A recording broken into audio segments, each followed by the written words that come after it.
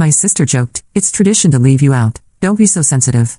So I sent Grandma a framed portrait of me with a Pulitzer. Then I waited for the group text to explode. My name is Sarah, and this is the story of how my own sister pushed me too far, and how I finally got the revenge that was 15 years in the making. Let me start from the beginning, because context matters in stories like this. I'm the youngest of 3 kids in the Martinez family. There's my brother David, who's 35 and works in finance, my sister Emma, who's 33 and is a real estate agent, and then there's me at 31, the family disappointment who chose journalism over something practical. Growing up, I was always the odd one out. While David excelled at sports and Emma was the social butterfly, I was the bookworm who preferred reading to parties. My parents, Maria and Carlos Martinez, never quite knew what to do with their youngest daughter who would rather spend weekends at the library than the mall. They weren't cruel about it, but they definitely had their favorites, and I wasn't one of them. The exclusion started small. Family photos where I'd somehow end up cropped out when they posted them on social media. Dinner conversations that would shift topics the moment I tried to contribute. Holiday traditions that everyone else seemed to know about except me. When I'd ask why I wasn't included in planning Emma's surprise birthday party or David's graduation celebration, I'd get variations of, "Oh, we didn't want to bother you since you're always so busy with your writing, or we figured you wouldn't be interested anyway." The worst part? They made it seem like it was my fault for being hurt by it. Like I was being oversensitive or dramatic for wanting to be included in my own family. College was my escape. I went to Northwestern for journalism, graduated summa cum laude, and moved to Chicago to start my career at the Tribune. After 3 years there, I moved to New York for better opportunities, and I've been here for 4 years now, working my way up from local papers to major publications. I covered everything from local corruption scandals to international conflicts, slowly but surely making a name for myself in investigative journalism. The family group text started about 4 years ago, right after I moved to New York. It was Emma's idea, supposedly to keep everyone connected now that we were all adults with busy lives. At first, I was hopeful. Maybe this would be the bridge that brought us closer together. Maybe I'd finally feel like part of the family. I was wrong. The group text became another platform for my exclusion, just with screenshots and emojis. They'd share photos from family gatherings I wasn't invited to, make plans for holidays without consulting me, and generally treat the chat like I wasn't there unless they needed something from me. The breaking point came 2 months ago, right after I'd achieved something I'd been working toward my entire career. I'd spent 2 years investigating a massive corruption scandal involving a pharmaceutical company that was knowingly selling contaminated medications to low-income communities. The story was huge. It led to congressional hearings, criminal charges, and ultimately saved lives by getting those medications off the market. And I won a Pulitzer Prize for it. Let me repeat that because even I still can't believe it sometimes. I won a fucking Pulitzer Prize. The highest honor in journalism. Something most journalists can only dream of achieving. I was the youngest person to win in the investigative reporting category in over a decade. The 2025 Pulitzer winners were announced in May, and my name was on that list. When the news broke, my phone exploded with congratulations from colleagues, former professors, and friends. News outlets wanted interviews. My editor took me out for the most expensive dinner I'd ever had. It was the culmination of everything I'd worked for. My family's response? Radio silence. Not a single message in the group text. Not a phone call. Not even a Facebook like on the article I'd posted about the win. Nothing. I waited 3 days, giving them the benefit of the doubt. Maybe they hadn't seen the news. Maybe they were planning something special. Maybe they were just processing the magnitude of it. On day 4, Emma posted in the group text, "Can't wait for Mom's birthday dinner this Saturday. David, can you pick up the cake? Dad, remember to bring your camera for photos." I stared at my phone in disbelief. My mother's 62nd birthday was that weekend, and this was the first I was hearing about it. Not only had they not acknowledged my Pulitzer, but they were planning another family event without me. I decided to speak up. "Hey, what time should I be there on Saturday?" The typing indicator appeared and disappeared several times before Emma finally responded, "Oh Sarah, we figured you'd be too busy with all your work stuff. Plus it's just going to be a small family thing." A small family thing. Like I wasn't family. David chimed in, "Yeah, and you hate these kinds of gatherings anyway. We didn't want to put pressure on you to come." I couldn't believe what I was reading. They were excluding me from my own mother's birthday and acting like they were doing me a favor. "I'd actually love to celebrate Mom's birthday with everyone," I typed back. "I can fly in Saturday morning." Another long pause. Then Emma, "Sarah, don't make this weird. It's tradition to leave you out, don't be so sensitive." Tradition to leave me out. Those 6 words hit me like a physical blow. Emma had just admitted, in writing, that my exclusion wasn't accidental or thoughtful, it was intentional. It was a family tradition. And then she told me not to be so sensitive about it. I set my phone down and walked away from it for an hour because I knew that whatever I typed in response would probably get me blocked from the group text entirely. When I came back, they'd moved on to discussing what restaurant to go to after dinner, as if nothing had happened. That night, I couldn't sleep. I kept replaying Emma's words over and over. It's tradition to leave you out. How long had this been going on? Had they been excluding me on purpose my entire life? Was I really just the family scapegoat and everyone was in on it except me? The more I thought about it, the angrier I got. Here I was, 31 years old and accomplished in ways my siblings could only dream of, and they were still treating me like the awkward teenager who didn't fit in. I'd won the most prestigious award in my field just 2 months earlier, something that would define my career forever, and they couldn't even be bothered to send a congratulations text. That's when I decided I was done playing the victim. If they wanted to exclude me, fine. But I wasn't going to pretend anymore that their behavior was acceptable or that I deserved it. I started planning my revenge that very night. The beautiful thing about winning a Pulitzer is that it comes with a lot of perks. One of those perks is that everyone wants to interview you, photograph you, and generally document your achievement. I'd already done several photo shoots for various publications, including a gorgeous formal portrait session for Columbia Journalism Review. In one of those photos, I'm standing in a tailored black blazer, holding my Pulitzer certificate, with the actual medal prominently displayed on the table beside me. The photographer had captured this perfect moment where I'm smiling confidently at the camera, and the lighting makes the medal gleam. It's the kind of photo that screams successful, accomplished woman who has her shit together. I ordered a large print of that photo, 16 by 20 inches, and had it professionally framed with museum-quality matting. The frame was elegant silver, substantial enough to make a statement but tasteful enough for any living room. At the bottom of the mat, I had them add a small plaque that read, Sarah Martinez, Pulitzer Prize winner, Investigative Reporting, 2025. The whole thing cost me about $300, but it was worth every penny for what I was about to do. My grandmother, Elena Martinez, is the matriarch of our family. She's 84 years old, sharp as a tack and absolutely obsessed with her grandchildren's achievements. Her living room is like a shrine to the Martinez family success stories, David's college diploma, Emma's real estate awards, school photos from every year, dance recital programs, Little League trophies, you name it. But notably absent from this display was anything related to my career. Not my college graduation photo, not the framed article about my first big investigative piece, not even a business card. It was like I didn't exist in the family success story. Grandma Elena also happens to be the family gossip hub. Every piece of family news flows through her. She's the one who calls everyone when there's drama, who organizes the prayer chains when someone's sick, and who makes sure everyone knows everyone else's business. Most importantly for my plan, she's the one person in the family who could make my parents and siblings feel genuinely ashamed of their behavior. I decided to pay Grandma a visit. I flew to Phoenix the weekend after the group text incident, telling my family I was coming for a work conference. This wasn't entirely a lie. I did have a speaking engagement at Arizona State's journalism school, but my real purpose was much more personal. I called Grandma and asked if I could stop by to see her, which thrilled her because I was usually too busy with work to visit when I was in town. She immediately started planning to cook my favorite meal and invited half the neighborhood over to meet her successful granddaughter from New York. When I arrived at her house that Saturday afternoon, she greeted me with the biggest hug and immediately started showing me around like I'd never been there before. Mira, Sarah, look at all the pictures of the family. And here's David's promotion certificate. And Emma's top salesperson award. I smiled and nodded, following her tour while carrying my carefully wrapped gift. When we got to the living room, I said, Grandma, I brought you something special. I wanted you to be the first person in the family to have this. I unwrapped the framed portrait and watched her face transform. Her eyes went wide, and she actually gasped out loud. Dios mío, Sarah. Did you really win this? I did, Grandma. It's called the Pulitzer Prize. It's the highest award a journalist can receive. I won it for investigating a story that helped shut down a company that was poisoning people with bad medicine. She stared at the photo for a full minute, taking in every detail. The medal, the certificate, my confident smile, the professional quality of the portrait. Then she looked up at me with tears in her eyes. Why didn't anyone tell me about this? When did this happen? How long ago? About a month ago, I said carefully. I thought the family would have mentioned it. Her face changed from joy to confusion to something that looked suspiciously like anger. No one said a word to me about this. Not your parents, not David, not Emma. Nothing. She immediately went to her phone and started typing furiously. I knew she was texting my parents, probably demanding to know why they hadn't told her their daughter won the most prestigious award in journalism. Where should we put this? She asked, looking around the living room. Wherever you think it looks best, Grandma. She walked around the room for several minutes, considering different spots, before finally choosing the most prominent location possible, the center of the main wall, right above the couch where everyone sits when they visit. She moved several other frames around to make room, creating what was essentially a shrine to my achievement.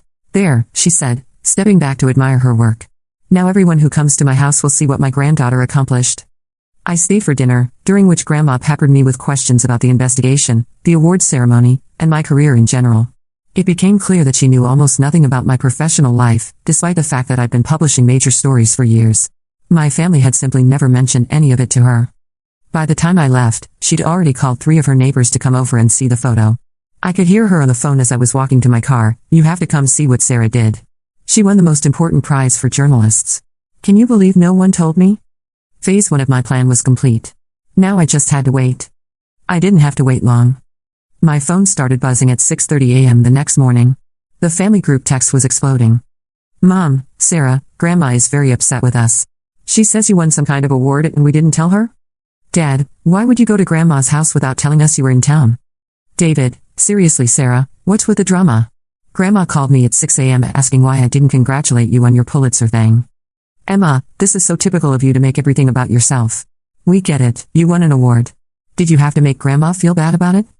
I screenshot every message before responding. I wanted a record of their reaction. "I visited Grandma because I wanted to share my good news with someone in the family who would be happy for me," I typed back. "I assumed you had already told her about the Pulitzer since it happened over a month ago." "Emma, we didn't think it was that big of a deal." "David, yeah, we didn't want to make a big fuss over a work thing. This was the moment I'd been waiting for." I'd given them every opportunity to handle this gracefully, and they were doubling down on their dismissive attitude. "A work thing?" I responded. "I won the Pulitzer Prize. It's the highest honor in journalism. It's like winning an Oscar or a Nobel Prize in my field. The fact that you think it's not that big of a deal says everything I need to know about how you view me and my career." Mom jumped in. "Sarah, you're being dramatic. We're proud of you, but you don't need to make everyone feel bad for not making a big production out of it." "I'm not asking for a big production," I typed. "I'm asking for basic acknowledgement from my own family. You planned Mom's entire birthday celebration without inviting me, and when I asked about it, Emma literally said it was tradition to leave me out. Do you understand how that feels?" Silence for 20 minutes. Then Emma, "I didn't mean it like that." "How did you mean it then?" More silence. David finally responded, "Look, Sarah, maybe we could have handled things better, but going to Grandma behind our backs was manipulative." "I didn't go behind your backs. I visited my grandmother and shared good news with her. The fact that you're more upset about Grandma finding out than you are about excluding me tells me everything I need to know. Dad, this family doesn't need this kind of drama." "You're right," I responded. "It doesn't. That's why I'm done participating in it." And then I did something I'd never done before. I left the group text. But my revenge was just getting started. Within hours of leaving the group text, my phone started ringing. First Mom, then Dad, then David, then Emma. I let every call go to voicemail. I wasn't ready to talk to any of them yet, and I wanted to see how far they'd go to try to smooth things over now that Grandma was involved. The voicemails were illuminating. Mom's was defensive and hurt. "Sarah, I don't understand why you're being like this. We've always been proud of you. Just because we don't make a big deal out of every little achievement doesn't mean we don't care." Every little achievement. A Pulitzer Prize was a little achievement. Dad's voicemail was more direct. "Mija, your grandmother is very upset, and now your mother is crying. I don't know what you're trying to prove, but this needs to stop. Call me back so we can figure this out." David's was annoyed. "Sarah, seriously, what is your endgame here? You've got Grandma thinking we're terrible people, and now she's calling everyone in the family asking why we didn't tell her about your award. Just call me back so we can fix this." But Emma's voicemail was the most revealing. "I can't believe you would manipulate Grandma like this. You know she's going to take your side because you're her favorite, and now you've made all of us look bad. This is so typical of you. You can't just be happy with your award, you have to make it into this whole thing where you're the victim. Call me back." My award. The victim. I saved every voicemail.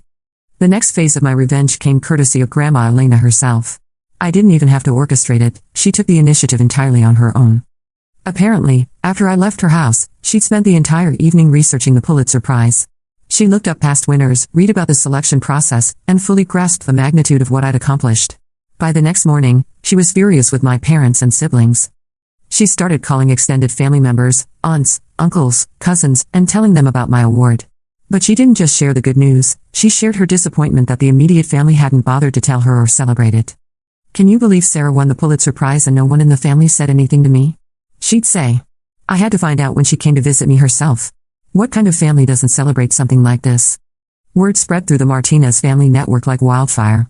Suddenly, my phone was buzzing with congratulatory calls and texts from relatives I hadn't heard from in years. Cousin Miguel in Denver. Aunt Rosa in San Antonio. Uncle Fernando in Los Angeles. All of them wanted to congratulate me on the Pulitzer and express their confusion about why they were just now hearing about it. Each conversation followed the same pattern. Sarah, Grandma Elena just told me you won the Pulitzer Prize. Congratulations. When did this happen? About 2 months ago. 6 weeks? Why didn't your parents tell anyone? We would have thrown you a party. I don't know. You'd have to ask them. The family grapevine was working exactly as I'd hoped it would. My parents and siblings weren't just dealing with Grandma's disappointment anymore, they were fielding calls from the entire extended family, all asking the same questions. Why didn't you tell us? How could you not celebrate this? What's wrong with you people? 3 days after I left the group text, I got a call from my cousin Patricia, who lives in Phoenix and is particularly close to Grandma Elena. Sarah, she said, I need to ask you something, and I want you to be honest with me. Is everything okay with your family? Grandma is really upset, and some of the things she's telling me about how they treat you, it doesn't sound right. I've been dreading this conversation because I knew it would make everything real. As long as I was the only one who saw the pattern of exclusion, I could almost convince myself that I was being oversensitive. But, having someone else notice it meant I wasn't crazy. What did Grandma tell you? I asked. She said they didn't invite you to your mom's birthday dinner. She said they have a group text where they make plans without including you. She said Emma told you it was tradition to leave you out. Sarah, is that true? I took a deep breath. Yes, it's all true. What the hell is wrong with them? Patricia's voice was getting louder. You're their daughter. Their sister. How do they justify treating you like that? I honestly don't know, I said. I've been trying to figure it out for years. And they didn't even acknowledge your Pulitzer? Sarah, do you know what a big deal that is? My friend works at the Arizona Republic, and she says journalists spend their entire careers hoping to win something like that. It's like winning an Olympic gold medal. That's what I tried to tell them. Patricia was quiet for a moment. Then, I'm going to call your mother. Patricia, you don't have to. No, this is bullshit. I'm calling her right now. She hung up, and I knew my parents were about to get another uncomfortable phone call. The calls from extended family continued throughout the week. Each one followed the same pattern: congratulations, confusion, and growing concern about my family's behavior. By Friday, I'd heard from more relatives than I'd talked to in the past 5 years combined. But the most unexpected call came from my cousin Roberto in Chicago. Roberto and I had been close as kids, but we drifted apart after I moved to New York. He worked as a marketing director for a major corporation and had always been one of the more successful cousins. Sarah, he said when I picked up, I just got off the phone with Grandma Elena, and I have to ask, what the hell is going on with your parents? What did she tell you? She told me about the Pulitzer, first of all. Congratulations, by the way. That's incredible. But then she started talking about how your own family didn't even acknowledge it, and honestly, I thought she was exaggerating. But then I remembered some things from family gatherings over the years, and I'm starting to think she wasn't. This caught me off guard. What do you mean? I remember last year at Cousin Linda's wedding, when everyone was talking about their kids' accomplishments. Your mom was going on and on about Emma's sales awards and David's promotion, but when someone asked about you, she just said you were still writing like it was some kind of hobby. I thought it was weird then, but I didn't think much of it. I felt a familiar sting. Even at extended family events, my achievements were being minimized. And there was that Christmas a few years ago, Roberto continued, when Uncle Fernando was asking about everyone's kids. Your dad mentioned David's new house and Emma's engagement, but when Fernando specifically asked about you, your dad just shrugged and said you were doing your thing in New York. Like you were some kind of struggling artist instead of a successful journalist. Each example hit like a small slap. I'd known my immediate family dismissed my career, but I hadn't realized they were doing it in front of the extended family too. Roberto, can I ask you something? When you think about our family, do you think of me as successful? He was quiet for a moment. Honestly? I always thought you were probably the most successful of all the cousins. You moved to New York, you work for major publications, you've written articles I've seen shared on social media. I assumed your parents were just being modest when they didn't brag about you. I had no idea they weren't even acknowledging your work. They weren't being modest, I said quietly. They genuinely don't think what I do matters. That's insane, Sarah. You won a Pulitzer Prize. Do you know how big that is? I work in marketing, and one of our clients is a major newspaper. The editors there talk about the Pulitzer like it's the Holy Grail. Most journalists never even get nominated, let alone win. The validation from Roberto meant more to me than I expected. Here was someone who understood both the family dynamics and the significance of my achievement, and he was as appalled as I was. What are you going to do? He asked. I don't know yet. I'm still processing all of this. Well, for what it's worth, the whole extended family is talking about it now. And not in a good way for your parents. Aunt Rosa called my mom this morning asking if she knew about your Pulitzer, and when my mom said yes, Rosa went on this whole rant about how disappointed she was in Maria and Carlos. She said if one of her kids won something like that, she'd be calling everyone she knew to brag about it. After we hung up, I realized that my revenge had accomplished something I hadn't even intended. It had revealed that my family's treatment of me looked just as bad from the outside as it felt from the inside. I wasn't being oversensitive or dramatic. Their behavior was genuinely problematic, and now other people could see it too. The pressure was clearly getting to my parents. Dad called me again that Friday evening, and this time his tone was different, less defensive, more desperate. "Sarah, please call me back. Your mother is very upset. Everyone in the family is calling us, asking questions we don't know how to answer. Grandma won't speak to us. This has gone too far." But I still wasn't ready to talk to them. I wanted to see how much further this would go on its own. I got my answer the following Monday when Emma texted me directly, outside of the group text I'd left. "Sarah, we need to talk. This has gotten out of hand. Grandma is telling everyone we're terrible people, and now the whole family thinks we hate you or something. Can we please just figure this out?" I stared at the text for a long time before responding. "I'm willing to talk, but only if you're ready to have an honest conversation about how you've been treating me for years. This isn't just about the Pulitzer." "Fine," she replied. "Can we all get together this weekend? I'll fly to New York." That surprised me. Emma hated traveling, and she especially hated New York City. The fact that she was willing to come to me suggested she was taking this more seriously than I'd expected. "David and Mom and Dad too?" I asked. "Yes, we'll all come. We need to clear the air." I agreed to meet them that Saturday at my apartment in Brooklyn. Part of me was curious to see if they were genuinely ready to change, and part of me wanted to see how my revenge had affected them. Either way, I was finally going to get the conversation I'd been trying to have with them for years.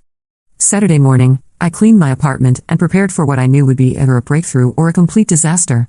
I'd never had my entire immediate family in my space before. They'd never even visited me in New York, despite the fact that I'd been living there for 3 years. They arrived together, having flown in Friday night and stayed at a hotel in Manhattan. I could tell immediately that the past week had been rough on all of them. Mom looked like she'd been crying, Dad was more subdued than usual, David seemed uncomfortable, and Emma was clearly steeling herself for a difficult conversation. We sat in my living room, and for several minutes, nobody said anything. Finally, Dad cleared his throat. "Sarah, we came here because we want to understand what happened. We want to make things right." "Okay," I said. "But before we talk about what happened last week, I need you to understand that this isn't just about the Pulitzer or Mom's birthday. This is about a pattern of behavior that's been going on my entire life." Mom immediately got defensive. "What pattern? We've always supported you." "Have you?" I asked. "Really? Think about it honestly. When was the last time you asked me about my work? When was the last time you included me in family plans without me having to ask? When was the last time you celebrated one of my achievements?" Silence. "I can tell you exactly when," I continued. "The answer is never. Not once in my adult life have you proactively celebrated something I accomplished. Not when I graduated summa cum laude from Northwestern. Not when I got my first job at the Tribune. Not when I won my first journalism award 3 years ago. Not when I published the investigation that led to congressional hearings. And not when I won the Pulitzer Prize." David shifted uncomfortably. "We didn't know those things were important to you." "How could they not be important to me? They're my career. They're my life's work. You celebrate Emma's real estate awards and your work promotions. Why wouldn't you celebrate mine?" Emma finally spoke up, "Because you never seem to want us involved in your life. You moved away, you're always busy, you don't come to family events." "I don't come to family events because I'm not invited to them." I interrupted. "And when I am invited, it's always an afterthought." "Oh, we should probably tell Sarah about this too. You literally told me it was tradition to leave me out." "I didn't mean it like that," Emma said quietly. "Then how did you mean it? Explain it to me." She was quiet for a long moment. Then, "I don't know. I guess we just got used to doing things without you. You were always different from the rest of us. You had your own interests, your own goals. It felt like you didn't need us. Just because I was different doesn't mean I didn't want to be included. Just because I lived far away doesn't mean I didn't want to be part of the family. I needed you just as much as David needed you, or as much as you needed each other. I just needed you to make an effort to include me." Mom was crying now. "We didn't realize," she said. "We didn't know you felt left out. How could you not know? I've been trying to tell you for years. Every time I asked why I wasn't included in something, you made it seem like it was my fault for being hurt by it. You called me oversensitive. You said I was being dramatic." Dad leaned forward. "What do you want from us, Sarah? How do we fix this?" It was a fair question, and one I'd been thinking about all week. What did I want from them? "I want you to acknowledge that the way you've treated me hasn't been okay," I said. "I want you to understand that excluding me wasn't some neutral decision, it was hurtful, and it was wrong. And I want things to change going forward." "What would that look like?" David asked. It would look like being included in family plans from the beginning, not as an afterthought. It would look like you showing interest in my career and my life. It would look like you celebrating my achievements the same way you celebrate everyone else's. It would look like basic respect. We spent the next 3 hours talking through specific incidents, some dating back to childhood. I brought up the Christmas when I was 16 and came home from a school trip to find out they'd already decorated the tree without me. I mentioned the time they planned a family vacation to Cancun and didn't tell me about it until 2 days before they left, then acted surprised when I couldn't get time off work on such short notice. But then I brought up something that clearly hit them harder than the rest. Do you remember my college graduation? I asked. They exchanged glances. Mom nodded slowly. You came to the ceremony, which I appreciated. But do you remember what happened at dinner afterward? More silence. You spent the entire meal talking about David's job search at Emma's new apartment. When I tried to talk about my internship at the Chicago Tribune, the one that eventually led to my first job, you changed the subject to ask the waiter about dessert. I had just graduated summa cum laude from one of the best journalism schools in the country, and you couldn't even pretend to be interested in my career plans. Mom's face crumpled. I don't remember it that way. I do. I remember it perfectly because it was supposed to be my day, and I felt invisible at my own graduation dinner. I remember going back to my dorm room that night and crying because I realized that even my biggest achievements didn't matter to you unless they fit into your idea of what success should look like. Dad cleared his throat. What do you mean by that? I mean you could celebrate David's finance job because you understood what that meant. You could celebrate Emma's real estate career because it was concrete, sales numbers, commission checks, awards you could see and touch. But journalism? That was too abstract, too uncertain, too different from what you knew. So you just ignored it. We didn't ignore it, Emma protested, but her voice lacked conviction. Then tell me one article I've written, I challenged. Just one. Tell me one story I've worked on, one investigation I've done, one award I've won before the Pulitzer. The silence stretched on for what felt like forever. Finally, David spoke up. That story about the corrupt city council member in Chicago. You were really excited about that one. I stared at him. David, that was my very first article as a reporter, 9 years ago when I was 22. And it wasn't about a corrupt city council member, it was about housing discrimination. The fact that you can't even remember the details of the one story you think you remember proves my point. The weight of their ignorance about my life seemed to settle over the room like a heavy blanket. I could see them realizing, perhaps for the first time, just how disconnected they'd been from my career, my achievements, my entire adult identity. Each example seemed to surprise them, as if they genuinely hadn't realized the cumulative effect of their behavior. But what struck me most was that they couldn't deny any of it. Every incident I brought up, they remembered. They just hadn't considered how it felt from my perspective. The conversation wasn't easy. There were tears, raised voices, and moments when I thought the whole thing was going to fall apart. But for the first time in my life, my family was actually listening to me. They weren't dismissing my feelings or telling me I was being too sensitive. They were hearing me. By the end of the day, we'd reached something that felt like understanding, if not quite resolution. They agreed to make a conscious effort to include me going forward. They acknowledged that they'd hurt me, even if it hadn't been intentional. And they apologized, not the kind of non-apology where they're sorry I felt bad, but actual acknowledgement that their behavior had been wrong. Emma was the last to leave, staying behind after the others had gone back to their hotel. Sarah, she said, I need to ask you something. When you went to Grandma's house, did you plan for all of this to happen? The family calls, the pressure, all of it? I considered lying, but decided honesty was more important. Yes, I planned it. I knew that showing Grandma the photo would lead to questions, and I knew those questions would make you all uncomfortable. She nodded slowly. I thought so.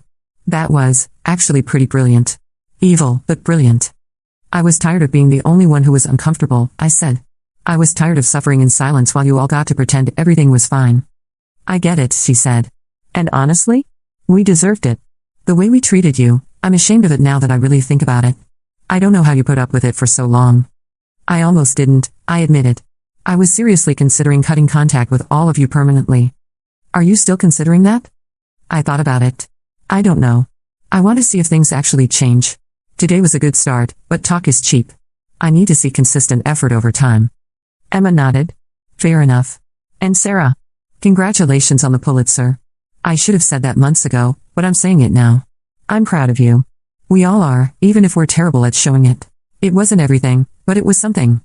The real test came over the following months. Would my family actually follow through on their promises, or would they slip back into old patterns once the immediate crisis passed? To their credit, they made an effort. I was added to a new family group text where they actually included me in planning from the beginning. When David got a promotion 2 months later, Mom called me specifically to tell me about it, just like she called Emma. When Dad's birthday came around, they asked me what dates worked for me before making final plans. It wasn't perfect. There were still moments when I could tell they were reverting to old habits, catching themselves mid-exclusion and awkwardly trying to course correct. But the effort was there, and it was consistent. The biggest change was in how they talked about my work. Suddenly, Mom was sending me articles about journalism and asking my opinion on current events. Dad started introducing me to his friends as my daughter, the Pulitzer Prize winner. Emma posted about my award on her social media, something she'd never done for any of my previous achievements. It felt strange at first, this new level of attention and inclusion. I'd gotten so used to being ignored that their interest almost felt performative. But over time, it started to feel genuine. They were learning how to be proud of me, and I was learning how to let them. The biggest vindication came 6 months later, during Christmas. For the first time in my adult life, I felt like a full participant in the family's celebration rather than an awkward outsider. They asked my opinion on the menu, included me in gift exchanges, and when relatives asked about the Pulitzer, my parents beamed with pride instead of looking uncomfortable. Grandma Elena, of course, took full credit for the family reconciliation. Sometimes you have to shake the tree to get the fruit to fall, she told me with a wink. The framed photo of me with my Pulitzer still held the place of honor in her living room, and she never missed an opportunity to show it to visitors. Looking back on the whole experience, I realized that my revenge wasn't really about punishment, it was about visibility. For years, I'd been invisible to my own family, my achievements dismissed or ignored. By strategically making my success impossible to ignore, I forced them to confront their own behavior and the hurt it had caused. The Pulitzer Prize was always mine, whether they acknowledged it or not. But having my family's recognition and respect? That was worth the elaborate scheme it took to get it. Sometimes the best revenge isn't destroying your enemies, it's making them realize they were wrong about you all along.